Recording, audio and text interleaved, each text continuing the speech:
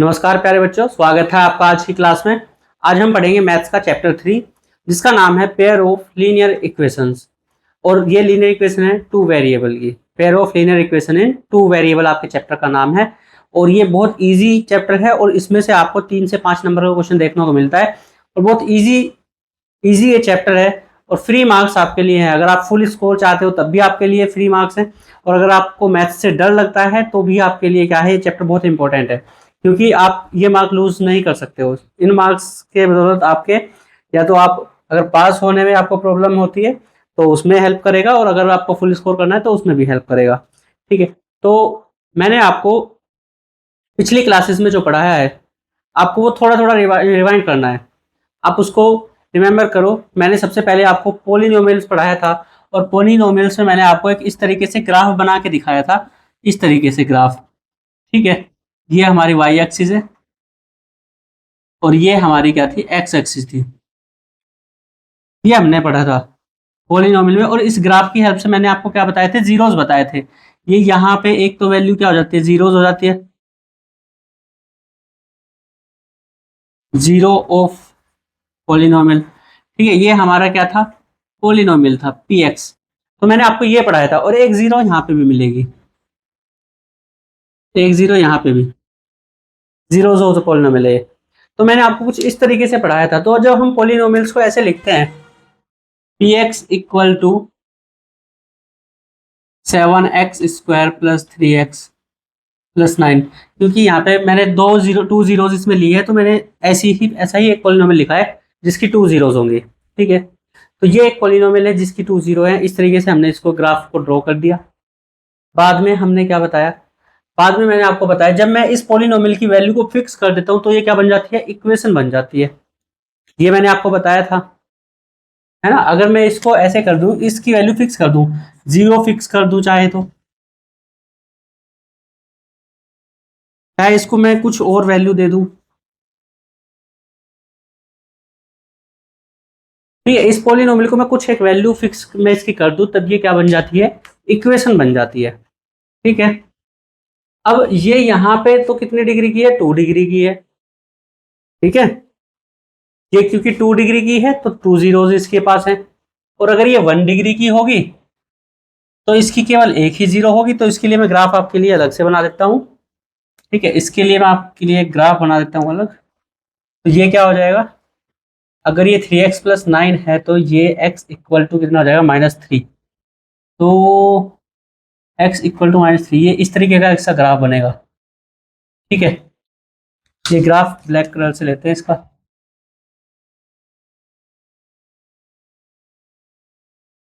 ये क्या है, 3x प्लस 9, ये इस तरीके से बनेगा। और ये आपकी x एक्सिस है, ये आपकी y एक्सिस है।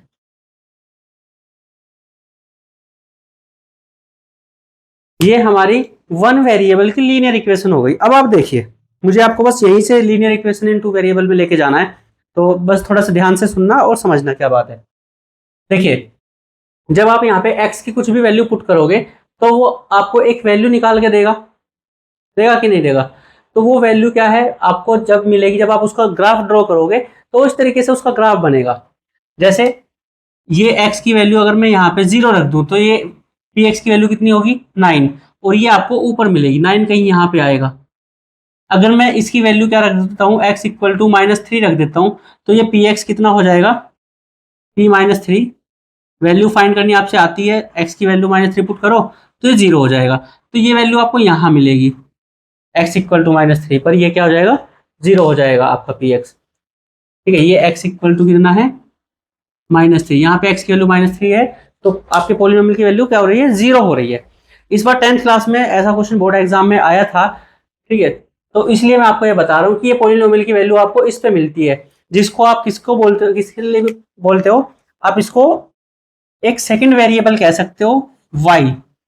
ठीक है, यही जो पोलिनोमियल आपने लिखा था 3x प्लस 9, अगर मैं इसको यहाँ पे px ना लिख के एक अदर अननोन लिख लूँ वेरिएबल, ठीक है, इस px को मैं x का फंक्शन ना लिख के ये लिख दूं y, तब ये क्या है, आपका एक अलग से वेरिएबल आ गया और ये आपकी एक लीनियर इक्वेशन हो गई। कितने वेरिएबल में, 2 वेरिएबल में। ये क्या हो जाएगी आपकी linear equation in two variables, ये आपकी हो जाएगी।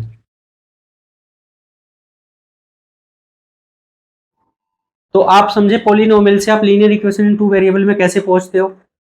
पहले तो पॉलिनोमियल से हमें इक्वेशन में जाना था, हमने इसकी क्या कर दी, वैल्यू फिक्स कर दी।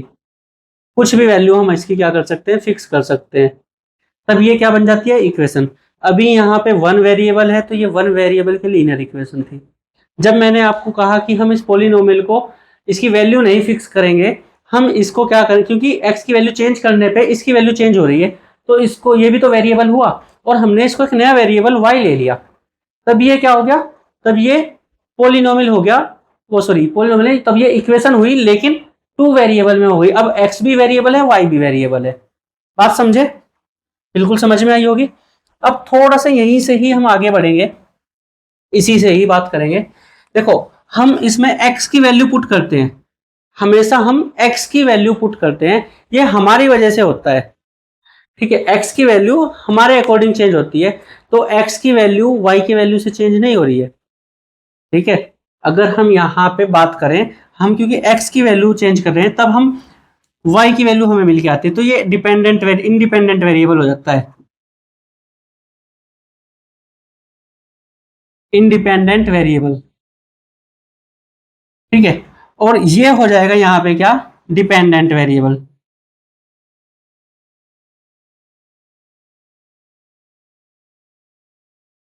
ठीक है, ये क्या हो जाएगा, डिपेंडेंट वेरिएबल हो जाएगा।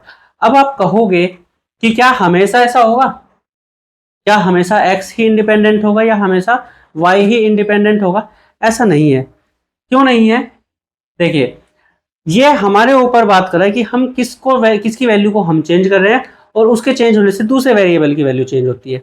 जैसे आप एक रियल लाइफ एग्जांपल लो, अगर बाहर महंगाई बढ़ती है तब आपका खर्च बढ़ता है। आपके घर का खर्च कब बढ़ेगा, जब बाहर महंगाई बढ़ेगी। तो महंगाई, क्योंकि महंगाई कांस्टेंट है नहीं, बाहर जो चीजों के प्राइस है वो कांस्टेंट ही नहीं है, तो बाहर अगर चीजों के प्राइस बढ़ेंगे, इससे आपके घर में क्या बढ़ेगा, खर्चा बढ़ेगा।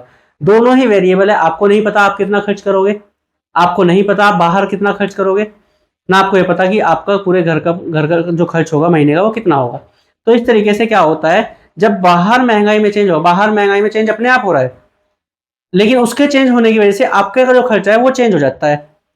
तो आपके जो घर का खर्च है वो क्या है, डिपेंडेंट है, किसके ऊपर, महंगाई के ऊपर। तो इस तरीके से डिपेंडेंट और इंडिपेंडेंट होता है। ठीक है, यहाँ पे भी ऐसा ही है, अगर x इंडिपेंडेंट है, x की वैल्यू को हम चेंज करेंगे तो उसकी वजह से y की वैल्यू में जो चेंज आएगा, तो y डिपेंडेंट वेरिएबल होगा। बात समझे, उम्मीद है क्लियर हो गई होगी। डिपेंडेंट वेरिएबल और इंडिपेंडेंट वेरिएबल क्या होता है, तो जो डिपेंडेंट वेरिएबल होगा वो किसी एक इंडिपेंडेंट वेरिएबल की वजह से क्या होगा, डिपेंडेंट रहेगा। इस इंडिपेंडेंट पे ये वाला डिपेंडेंट होगा। ठीक है, बात समझे। दोनों में से कोई सा भी डिपेंडेंट इंडिपेंडेंट हम ले सकते हैं, ये हमारे ऊपर बात है, हमारी मर्जी के ऊपर है। ठीक है, बेसिकली एक्स को ही इंडिपेंडेंट वेरिएबल कहा जाता है ज़्यादातर क्वेश्चंस में। ठीक है, ये बात आपकी समझ आई होगी। ग्राफ ड्रॉ करना मैं अभी आपको सिखाने वाला हूँ, क्योंकि इसमें ग्राफ ड्रॉ करना इंपॉर्टेंट है। एक मेथड तो आपका यही है, पेयर ऑफ लीनियर इक्वेशन का आपको एक सॉल्यूशन फाइंड करना है। पहले तो हम इनके सॉल्यूशंस की भी बात करेंगे कि क्या सॉल्यूशन इनके होते हैं। ठीक है, तो ये आपकी समझ में आ गया होगा कि हम पोलिनोमियल से इक्वेशन में कैसे गए, और इक्वेशन में भी टू वेरिएबल की इक्वेशन हमने कैसे बनाई, और पोलिनोमियल से ही हमने बना ली। ठीक है, चलिए अब देखिए जरा, इससे आगे बढ़ते हैं।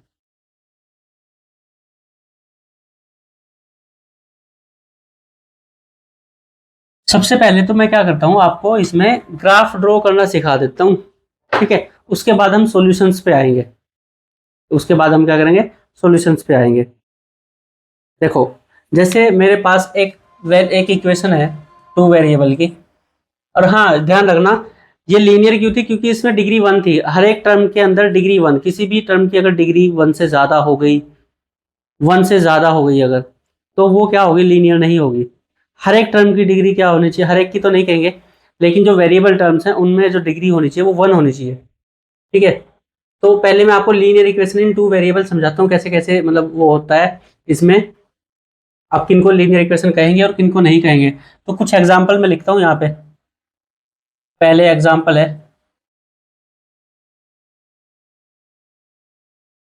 दूसरा है,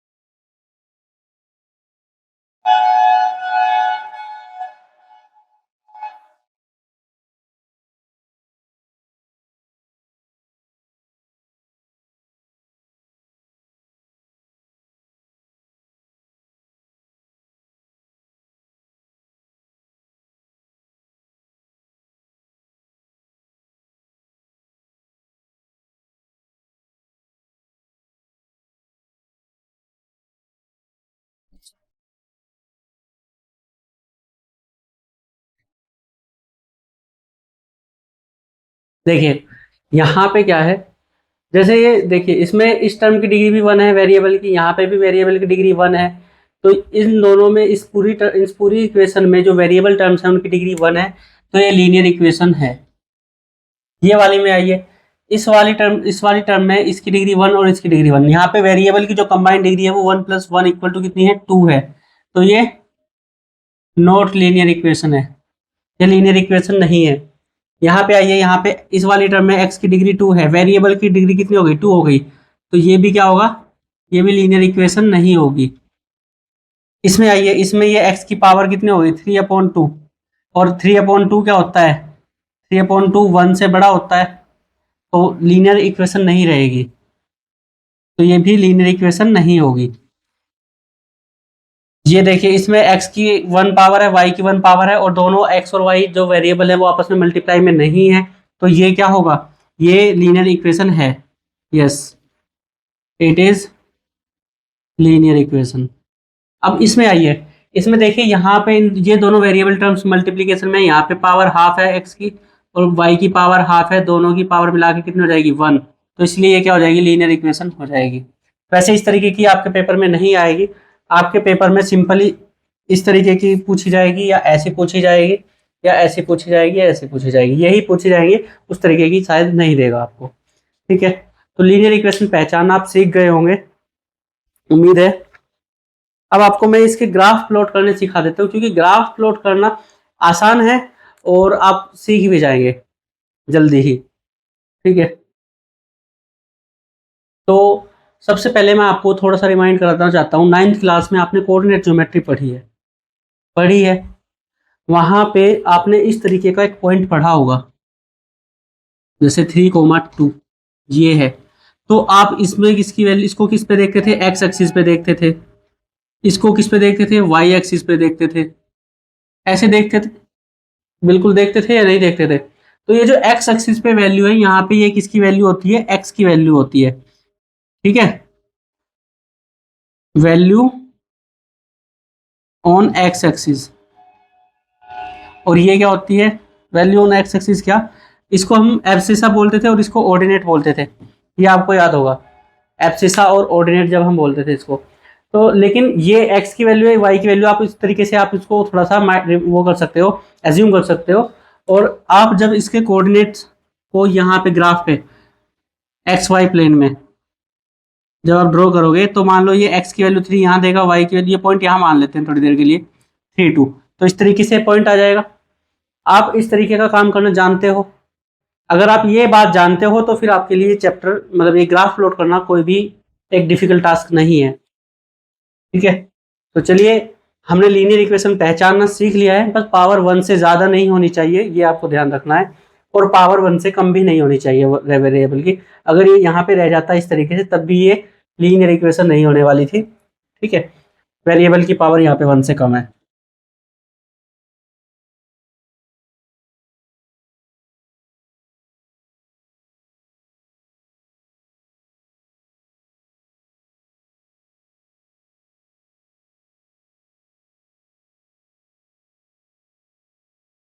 आ, आपने लास्ट ईयर लीनियर इक्वेशन पढ़ी है, बिल्कुल 1 वेरिएबल की, और यहाँ पे आपको किसकी पढ़नी है, 2 वेरिएबल। मुझे लगता है आपने 2 वेरिएबल की इक्वेशन पढ़ी थी और उसमें सॉल्यूशन भी किए थे, मतलब solution 5, find the 5 solution of the linear equation, single linear equation. यहाँ पे क्या आ गया, पेयर आ गया। 2 वेरिएबल में लीनियर इक्वेशन आपने 9th क्लास में पढ़ी है, और यहाँ पे क्या आया है, पेयर ऑफ लीनियर इक्वेशन आया है। ठीक है, तो आपने वहां पे क्या पढ़ा था, देखिए आपने इस तरीके की एक इक्वेशन पढ़ी थी,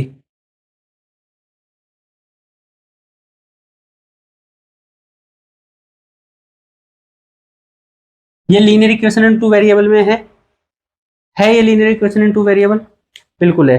अब आप क्या करते थे, लास्ट ईयर 9th क्लास का केस मैं आपको बता रहा हूँ, 9th क्लास में आपने लीनियर इक्वेशन इन 2 वेरिएबल पढ़ी है, और वहां पे आप क्या करते थे, आपके पास ऐसा क्वेश्चन आता था, find 3 solutions of the equation, ये इक्वेशन दे देगा। ठीक है, चलो लिख देता हूँ पूरा यहीं पे, ऐसा कुछ आपके सामने एक क्वेश्चन आता था 9th क्लास में, तो वो आपने कैसे किया था? देखिए, मैंने ही आपको सिखाया था कि आप इसको x के या y के लिए किसी एक के लिए सोल्व कर लो, ऐसा सिखाया था। x के या y के लिए सोल्व करने के लिए कैसे करते हैं, ये एक वैल्यू उधर जाएगी तो हम इसको लिखेंगे 3x equal to 11 minus 5y, ये लिखते थे। और ये x के लिए सोल्व हो जाएगा, x के साथ मल्टीप्लाई में है तो ये क्या आ जाएगा 11 माइनस 5y अपॉन 3। ये अब x के लिए सोल्व हो गया।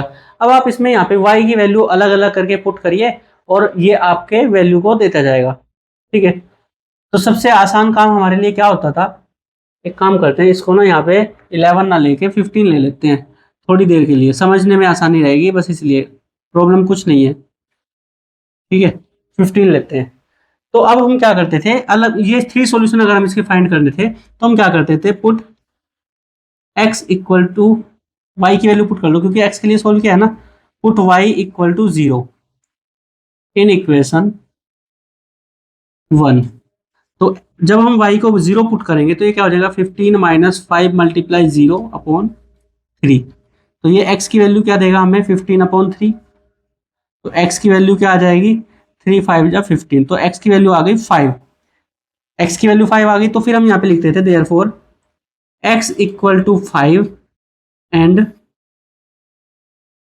y equal to 0 is the solution of equation 1, ठीक है। फिर हम दूसरा सॉल्यूशन फाइंड करने के लिए क्या करते थे, y की कुछ और वैल्यू रखते थे, पुट y इक्वल टू क्या रखूं बताओ, इसको रख लेता हूं मैं 2 रखूं, या एक काम करते हैं 3 रख लेते हैं, put y equal to 3 in equation 1। जब हम इक्वेशन 1 में y की वैल्यू 3 पुट करेंगे तो ये क्या हो जाएगा x equal to 15 minus 5 multiply y की वैल्यू 3 अपॉन 3। तो ये क्या हो जाएगा 15 माइनस 15 अपॉन 3। तो x की वैल्यू यहाँ से क्या आ जाएगी 0 अपॉन 3, और ये x की वैल्यू क्या हो जाएगी 0। फिर इसी तरीके की लाइन हम यहाँ पे लिखते थे, therefore x equal to 0 and y equal to कितना रखा था हमने 3 is the solution of equation 1।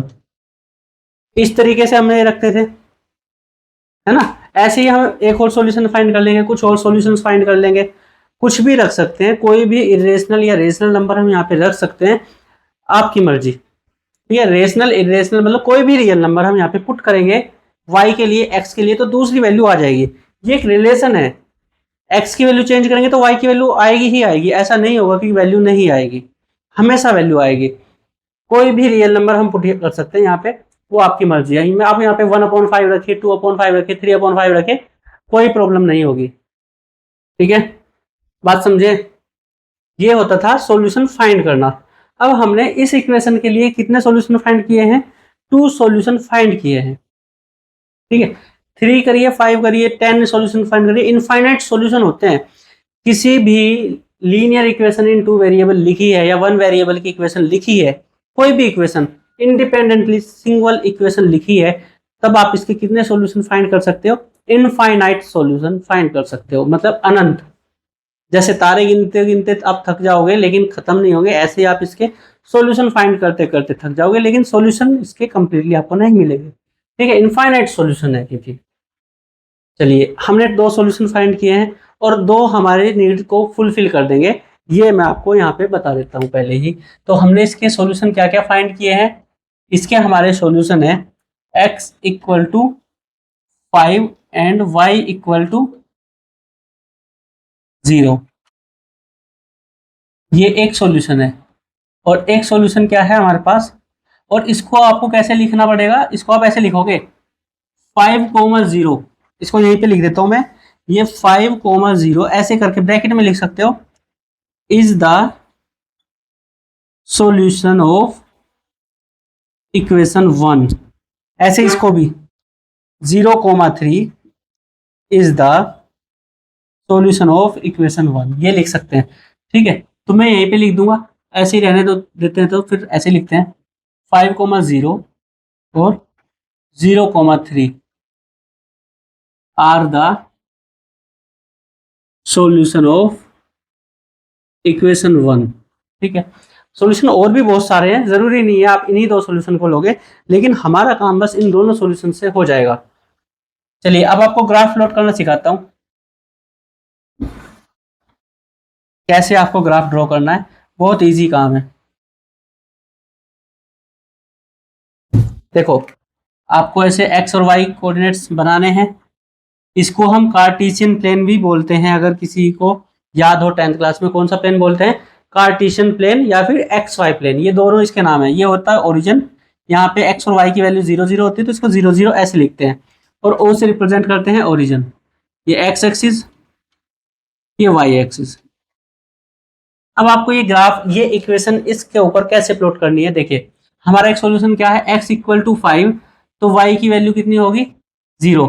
ये आपने 9th क्लास में कोऑर्डिनेट ज्योमेट्री में सीखा था। इस पॉइंट को हम इस पे कैसे रिप्रेजेंट करेंगे, x की वैल्यू 5 और y की वैल्यू 0 यही होगी। भाई y की वैल्यू 0 कहाँ पे होती है, x एक्सिस पे आप कहीं से कहीं तक भी चले जाओ, हमेशा y की वैल्यू क्या मिलेगी, 0 मिलेगी। तो हमने ये वाला तो रिप्रेजेंट कर दिया, यहाँ पे है, और इसको रिप्रेजेंट करो 0,3। x की वैल्यू 0 कहाँ होगी, ओरिजिन पे होगी। x के ऊपर इधर चले जाओ या इधर चले जाओ, 0 वैल्यू क्या देती है, y देती है। y एक्सिस पे x की वैल्यू हमेशा 0। तो हमें एक पॉइंट मिल जाएगा, मान लो y अगर 0 y3 यहाँ पे है तो x की वैल्यू 0 y की वैल्यू 3, ये मिल गई बस। और आपने कोऑर्डिनेट बोल रहा हूँ, यूक्लिड ज्योमेट्री के अंदर पढ़ा था, और ऑब्जेक्टिव क्वेश्चन में भी वहां पे आता है, और 10th क्लास में भी ऑब्जेक्टिव क्वेश्चन में आएगा कि किसी भी लाइन को ड्रॉ करने के लिए एटलीस्ट कितने पॉइंट की जरूरत होती है, तो एटलीस्ट 2 पॉइंट की जरूरत होती है किसी भी यूनिक लाइन को ड्रॉ करने के लिए। तो कोई भी यूनिक लाइन अगर आपको ड्रॉ करनी है तो मिनिमम पॉइंट्स की रिक्वायरमेंट कितनी होगी, 2 पॉइंट्स की रिक्वायरमेंट होगी, क्योंकि सिंगल पॉइंट अगर है तो हम इससे इनफाइनाइट लाइनें पास कर सकते हैं, इनफाइनाइट लाइनें हम इससे पास कर सकते हैं अगर ये 1 पॉइंट है। यूनिक लाइन के लिए मिनिमम पॉइंट्स की रिक्वायरमेंट होती है 2 पॉइंट्स की, तो हमने 2 पॉइंट्स फाइंड कर लिए हैं इस लाइन के लिए, ठीक है, इस इक्वेशन के लिए। तो ये एक लाइन ड्रॉ अगर हम ऐसे करेंगे और ये इनफाइनाइटली क्या करेगी, एक्सटेंड करेगी, और हम इसके ऊपर लिखेंगे क्या, 3x plus 5y equal to 11। ये हमने लाइन ड्रॉ कर दी है, ठीक है, बात समझ आई। ये क्या हो गई, ये हमने ग्राफ प्लॉट कर दिया, किसके लिए, इस वाली इक्वेशन के लिए। तो ये ग्राफ इस तरीके से रिप्रेजेंट होते हैं, मतलब प्लॉट किए जाते हैं। आपको क्या करना है, हमेशा किसी इक्वेशन का 2 सॉल्यूशन आपको फाइंड करना है। जब आप 2 सॉल्यूशन फाइंड करेंगे, उन 2 सॉल्यूशंस को आप इस तरीके से लिखेंगे, एब्सिसा और ऑर्डिनेट की तरह से, और उनको क्या करेंगे, कार्टेशियन प्लेन मतलब एक्स वाई प्लेन पे रिप्रेजेंट करेंगे। दोनों पॉइंट आप जब रिप्रेजेंट कर दोगे, उसके बाद उन दोनों पॉइंट्स को ज्वाइन करा देना और इनफाइनाइटली एक्सटेंड करा देना, तो वो क्या हो जाएगा, आपका ग्राफ प्लॉट हो जाएगा। किसके लिए, इस इक्वेशन के लिए। ये क्या है, आपकी लीनियर इक्वेशन इन 2 वेरिएबल, और ये ऐसे इस तरीके से रिप्रेजेंट होगी। चलिए अभी एक और एग्जांपल लेते हैं साथ में। सॉल्यूशन फाइंड करना आप सीख गए हैं, उम्मीद है। अच्छा, एक चीज आप ध्यान से सुनेंगे, पेयर। पेयर क्या होता है, जैसे सॉक्स का पेयर होता है, कितने होते हैं सॉक्स पेयर में, या आपके ग्लव्स होते हैं वो भी पेयर में होते हैं। तो पेयर के लिए क्या होता है, मतलब 2 चीजें एक साथ आएंगी तो वो क्या बना लेती है, पेयर बना लेती है, ठीक है। तो हम यहाँ पे क्या पढ़ रहे हैं, pair of linear equation in 2 variables, हम ये पढ़ रहे हैं, pair of linear equation 2 variable. अगर मुझे इसका पेयर बनाना है तो मुझे एक और इक्वेशन लिखनी पड़ेगी, तो मैं लिख देता हूं एक इक्वेशन,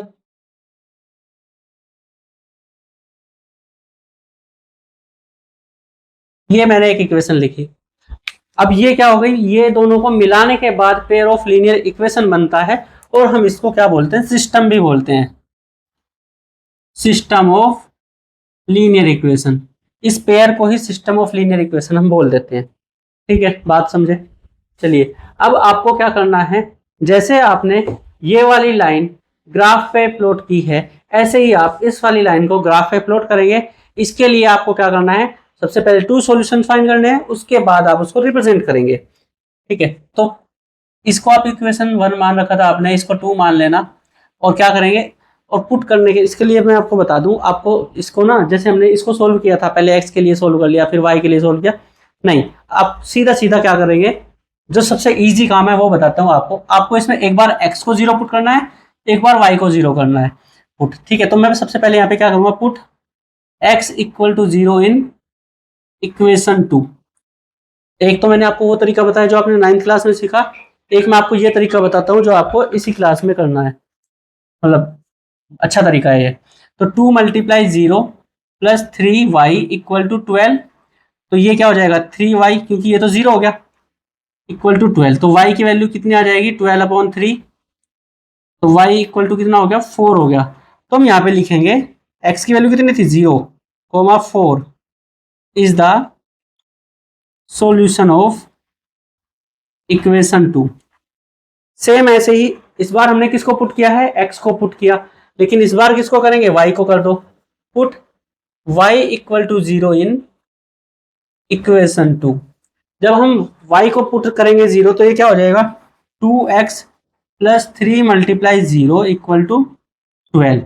और चलिए आप इसको सोल्व करिए, आप इसको सोल्व करिए जल्दी से, क्या आएगी x की वैल्यू, जल्दी से बताइए मुझे यहाँ पे क्या आएगी, कमेंट करना।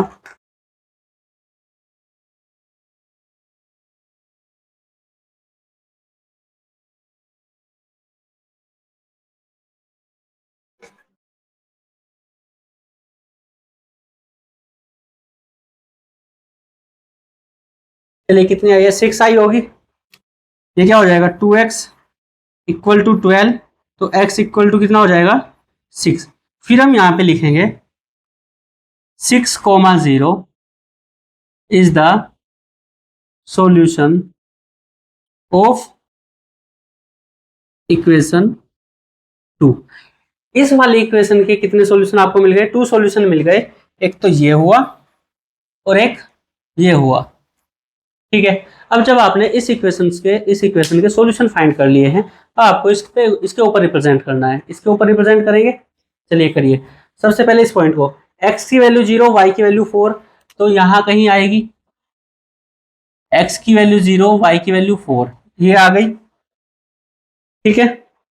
अब x की वैल्यू 6, y की वैल्यू 0, वो यहां कहीं आएगी, x की वैल्यू 6, y की वैल्यू 0, यहां कहीं आएगी, आ गई। तो बस अब आपको क्या करना है, इन दोनों को ज्वाइन करा दीजिए, ठीक है। और इसके ऊपर लिख देंगे इसकी इक्वेशन को, 2x plus 3y equal to 12। ये हमने कर दिया, जरूरी नहीं है यहीं पे इंटरसेक्ट करेंगे, यहाँ पे करेंगे। देखो आपने यूक्लिड ज्योमेट्री पढ़ी है, यूक्लिड ज्योमेट्री में आपने क्या पढ़ा था, लाइंस को पढ़ा था कि लाइंस क्या होती हैं, 2 लाइन पैरेलल होंगी तो वो कभी भी इंटरसेक्ट नहीं करेंगी। अगर 2 लाइन पैरेलल होंगी तो कभी भी इंटरसेक्ट नहीं करेंगी, अदरवाइज वो क्या करेंगे, इंटरसेक्ट करेंगे। या फिर एक लाइन दूसरी लाइन को पूरी तरीके से कोइंसाइड कर लेती है। तो ये 3 कंडीशन आपने वहां पे पढ़ी थी यूक्लिड ज्योमेट्री के अंदर। अब हम यहाँ पे देखेंगे ये लाइन पैरेलल नहीं है और ये इंटरसेक्ट करेंगे इस पॉइंट पे। इन्होंने ये क्या किया, इंटरसेक्ट किया यहाँ पे। हम इसको बोल सकते हैं क्या, पॉइंट ऑफ इंटरसेक्शन, ठीक है, ये पॉइंट ऑफ इंटरसेक्शन है। और देखिए दूसरी बात, हम क्या बोल रहे हैं, ये सॉल्यूशन है, ये भी सॉल्यूशन है, किसका, इस लाइन का। ऐसे ही इनफाइनाइट है।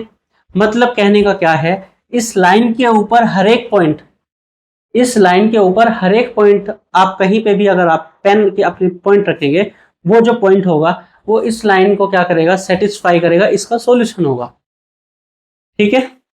तो जैसे आप इस लाइन पे चलते जाएंगे तो हर एक जगह पे, हर एक पॉइंट पे आपको सॉल्यूशन मिलेगा। और ये जो पॉइंट ऑफ इंटरसेक्शन है, ये भी तो इन्हीं लाइन के ऊपर है, तो ये भी क्या होगा, इन लाइंस का इस लाइन का सॉल्यूशन होगा। और ये इस लाइन का भी पॉइंट है, ये पॉइंट ऑफ इंटरसेक्शन, ये भी सॉल्यूशन होगा इसका। ये दोनों पॉइंट, दोनों लाइनों का क्या होगा, एक सॉल्यूशन होगा, कॉमन सॉल्यूशन, ठीक है। और इस चैप्टर में आप क्या पढ़ते हो, कॉमन सॉल्यूशन ही पढ़ते हो, ठीक है। ये क्या होता है, कॉमन सॉल्यूशन होता है इनका, कॉमन सॉल्यूशन, ठीक है, ये जो कॉमन सॉल्यूशन है इसी को हम क्या बोलते हैं, solution of the system of linear equation. ठीक है, यही कॉमन सॉल्यूशन आपको क्या करना पड़ता है, फाइंड करना है इस पूरे चैप्टर में। ठीक है, बात समझे। और समझाने समझाने में ही आपको एक मेथड मैंने समझा दिया है, कौन सा, लीनियर इक्वेशन का, सिस्टम ऑफ लीनियर इक्वेशन का सॉल्यूशन फाइंड करना, किससे, ग्राफिकल मेथड से। इसमें हमारा क्या हो गया, ग्राफिकल मेथड कंप्लीट हो गया। यहाँ पे बात समझे, हमने क्या सीखा, इन लाइनों का ग्राफ बनाना सीखा है। ग्राफ बनाने के बाद हमने देखा कि ये सिस्टम ऑफ लीनियर इक्वेशन क्या होता है। सिस्टम ऑफ लीनियर इक्वेशन मतलब दो लाइन हैं, उन दोनों को एक साथ अगर हम जोड़ें, ठीक है, तो वो क्या बनाएंगी, सिस्टम ऑफ लीनियर इक्वेशन। मतलब एक साथ लें, उनको अलग अलग रीड करेंगे, लेकिन क्या बनाएंगे, सिस्टम बनाएंगे। किसका, एक लीनियर इक्वेशन का। या फिर पेयर है, एक इक्वेशन अलग है और एक इक्वेशन अलग है, तो दो इक्वेशन अलग अलग हमने एक जगह ले ली, तो वो क्या होगी, पेयर ऑफ लीनियर इक्वेशन हो गई। फिर हम उनके सॉल्यूशन फाइंड करते हैं, इस तरीके से हम उनको प्लॉट करेंगे, और अगर वो कहीं पे इंटरसेक्ट कराते हैं तो वो उनका कॉमन सॉल्यूशन होता है। बात समझे। तो हमने ये भी समझ लिया कि इसमें लीनियर इक्वेशन का सॉल्यूशन क्या होता है, लीनियर इक्वेशन क्या है टू वेरिएबल में, और हमें इसमें पढ़ना क्या है, कॉमन सॉल्यूशन ही पढ़ना है। ठीक है, तो आज के लिए हम इतना ही पढ़ेंगे इस वीडियो में। नेक्स्ट वीडियो में मैं आपको क्या सिखाने वाला हूँ, पहले तो इसी वीडियो के हम क्या कर लेते हैं, कुछ क्वेश्चन करेंगे नेक्स्ट वीडियो में। इसके क्वेश्चन करने के बाद हम क्या करेंगे, इसके दो और टाइप हैं, मतलब टू मेथड्स और हैं सॉल्यूशन के, उनको करेंगे। लेकिन उससे पहले ही मैं आपको क्या कराना चाहता हूँ, एक वो कराना चाहता हूँ कि लीनियर इक्वेशन के सॉल्यूशन कब हम फाइंड कर पाएंगे, कब हम नहीं कर पाएंगे। देखिए, आपको इस चैप्टर में जो पढ़ना है ना, ये मैं रख कर दूं पहले, ये वाला। आपको इस चैप्टर में जो पढ़ना है वो आपको ये पढ़ना है कि कॉमन सॉल्यूशन इक्वेशन के होंगे या नहीं होंगे। देखिए, ये सब जो भी पॉइंट इस लाइन के ऊपर है वो सब इन लाइनों के सॉल्यूशन है। इस लाइन के ऊपर, मतलब इस लाइन के ऊपर जितने भी पॉइंट है इनफाइनाइट पॉइंट, वो इस लाइन के सॉल्यूशन है, और जो इस लाइन के ऊपर इनफाइनाइट पॉइंट है वो इस लाइन के सॉल्यूशन है। ठीक है, लेकिन जहां पे ये इंटरसेक्ट करेंगी तो वो इनका क्या होगा, कॉमन सॉल्यूशन होगा। ठीक है, कॉमन कोई भी चीज होती है तो कॉमन होने का मतलब आप समझते हो। जैसे आप खेल भी खेलते हो, जैसे आपकी टीम अच्छे से डिस्ट्रीब्यूट नहीं होती है, कोई एक प्लेयर रह गया, आपका एक फ्रेंड रह गया कि वो किसी भी टीम में सिलेक्ट नहीं हो पाया, तब आप क्या बोलते हो कि ये कॉमन है। कॉमन मतलब वो दोनों टीमों की तरफ से खेलेगा। ठीक है, तो ऐसे होता है। तो ये जो पॉइंट होता है ना, पॉइंट ऑफ इंटरसेक्शन, ये दोनों ही लाइनों का है। ठीक है, अब आइए यहाँ पे, या तो लाइनें पैरेलल होंगी, जब लाइन पैरेलल होंगी, जब लाइन पैरेलल होंगी तो कोई भी कॉमन सॉल्यूशन आपको मिलेगा क्या। जब लाइन पैरेलल है तो वो कभी भी इंटरसेक्ट नहीं करेंगी, तो कभी भी इंटरसेक्ट नहीं करेंगी तो क्या हो जाएगा, इस केस में नो सॉल्यूशन। ठीक है, और एक लाइन ये है, मतलब क्या है कि जो पैरेलल लाइन है ये पास आते चले जाए, आते चले जाएं, और एक दूसरे के ऊपर ही हो जाए बिल्कुल। ठीक है, ऐसे हो जाए, ये पूरी लाइन मतलब एक दूसरे को ढक ले, तो क्या हो जाएगी, कोइंसाइड हो जाएंगी। तो जब ये कोइंसाइड कर रही है तो यहाँ पे क्या होंगे, इनफाइनाइट सॉल्यूशन, इनफाइनाइट सॉल्यूशन होंगे। ठीक है, इनफाइनाइट सॉल्यूशंस हो जाएंगे। और एक केस आपका जो बनता है वो ये बनता है, जो हमने वो उधर किया है, कि लाइन क्या करेंगी, एक दूसरे को इंटरसेक्ट करेंगी। लाइन एक दूसरे को इंटरसेक्ट करेंगी तो ये क्या हो जाएगा, यूनिक सॉल्यूशन, यूनिक सॉल्यूशन होता है। ठीक है, ये तीन केस हैं, यही तीनों केस हमें पढ़ने हैं। इन तीनों केस के लिए एक रिजल्ट होता है, आप इनको बिना सोल्व किए बता सकते हैं कि इक्वेशन का नो सॉल्यूशन होगा, इनफाइनाइट सॉल्यूशन होगा या यूनिक सॉल्यूशन होगा, बिना सोल्व किए बता सकते हो। दूसरा, इनको सॉल्यूशन को फाइंड करने के तीन मेथड है, तीन में से एक मेथड मैंने आपको करा दिया, दो और बचते हैं, उनको भी कराऊंगा और क्वेश्चन भी कराऊंगा। ठीक है, अब देखिए, ये जो दोनों तरफ यहाँ पे सॉल्यूशन है, यहाँ पे सॉल्यूशन आपको मिल गए, इन दोनों इक्वेशन, इन दोनों तरफ आपको क्या मिले, सॉल्यूशन मिले हैं, तो इसको हम बोलेंगे कंसिस्टेंट, कंसिस्टेंट। ठीक है,